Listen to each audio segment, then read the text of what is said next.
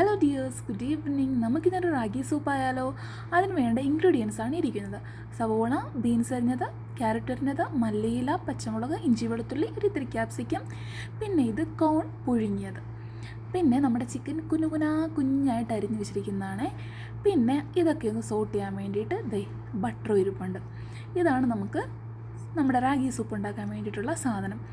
ഇത്ര ഐറ്റംസ് വെച്ചിട്ടാണ് നമ്മൾ യമ്മി ആയിട്ടുള്ള നമ്മുടെ റാഗി സൂപ്പ് ഉണ്ടാക്കാൻ പോകുന്നത്. നമുക്ക് ഉണ്ടാക്കിയാലോ?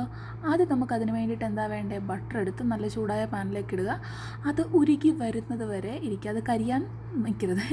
പിന്നെ അതിന് ശേഷം ഇഞ്ചിയും വെളുത്തുള്ളി ഇട്ടു, പച്ചമുളക് ഇട്ടു, എന്നിട്ട് നന്നായിട്ട് ഇളക്കി കൊടുത്ത് ചെറുതായിട്ട് വാടിക്കഴിഞ്ഞപ്പോഴേക്ക് നമുക്കതിലേക്ക് ഒനിയൻ ആഡ് ചെയ്യാം, കട്ട് ചെയ്ത് വെച്ചിരിക്കുന്നത്.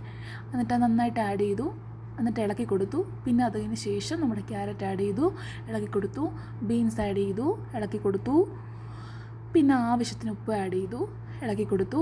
അത് കുറച്ചൊന്ന് ഓക്കെ ആയി വന്നു കഴിയുമ്പോഴേക്കും നമ്മൾ ഈ പുഴുങ്ങി വെച്ചിരിക്കുന്ന കോണില്ലേ, ചോളം, അതെടുത്ത് ആഡ് ചെയ്തു. അതും ഒന്ന് സോട്ടായി വന്നതിന് ശേഷം നമ്മൾ അതിലേക്ക് ചിക്കൻ ആഡ് ചെയ്തു, കുരുമുളക് ആഡ് ചെയ്തു. എന്നിട്ട് നന്നായിട്ട് ഇളക്കി കൊടുത്ത് ഒരിത്തിരിയൊക്കെ വെന്ത് കഴിഞ്ഞതിന് ശേഷമാണ് ഞാൻ അതിലേക്ക് അരിഞ്ഞു വെച്ചിരിക്കുന്ന കുറച്ച് ക്യാപ്സിക്കം ഇട്ടത്. അതിനുശേഷം നന്നായിട്ട് നമ്മൾ ഇളക്കി കൊടുക്കുക. അപ്പോൾ അത് ചിക്കനിൽ നിന്ന് ഓൾറെഡി വെള്ളം ഇറങ്ങി, ചിക്കൻ ഓൾറെഡി വെന്ത് കാണും. പക്ഷെ നമുക്ക് സൂപ്പി പരുവാക്കണ്ടേ, അതുകൊണ്ട് കുറച്ചുകൂടി വെള്ളം ഒഴിച്ച് മൂടി വെച്ച് ഞാൻ തിളപ്പിക്കാൻ വെച്ച്. അതിനുശേഷം 2.5 ടേബിൾ സ്പൂൺ റാഗി എടുത്തു.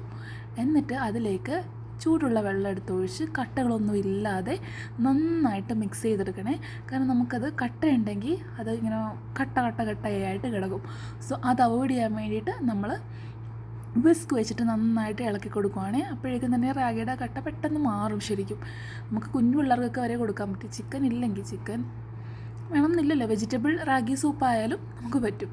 പിന്നെ അതിന് ശേഷം നമ്മൾ കുറച്ചുകൂടി വെള്ളം ഒഴിച്ച് കൊടുത്തു കേട്ടോ. ഒരു 1.5 കപ്പ് വെള്ളം ഞാൻ വീണ്ടും ഒഴിച്ച് കൊടുത്തു.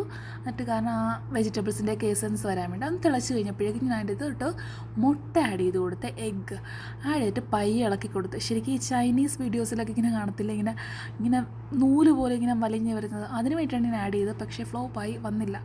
പിന്നെ ഞാൻ കുറച്ച് മല്ലിയിൽ ആഡ് ചെയ്ത് നന്നായിട്ടൊക്കെ എഗ്ഗ് അതിൻ്റെ അകത്ത് നന്നായിട്ട് വെന്ത് കഴിഞ്ഞപ്പോഴേക്കും ഞാൻ അതിൻ്റെ അകത്തോട്ട് ഈ റാഗി മിക്സ് ചെയ്ത് വെച്ചിരിക്കുന്ന ചേർത്ത് കൊടുത്ത് നന്നായിട്ട് ഇളക്കി. ഈ റാഗിയുടെ ഒരു പ്രത്യേകത വെച്ചാൽ അത് കുറുകി വരും, അത് വേകാൻ കുറച്ച് സമയം എടുക്കും. നന്നായിട്ട് റാഗി വേകുകയും വേണം. സോ അതുകൊണ്ടാണ് ഇത്തിരി കൂടുതൽ വെള്ളം ഒഴിച്ചത്. നന്നായിട്ട് ഇളക്കി കുറച്ച് നേരം മൂടി വെച്ചു. പിന്നെ ഇളക്കി നല്ല നമ്മൾ സൂപ്പർ യമ്മി ആയിട്ടുള്ള സൂപ്പ് റെഡി.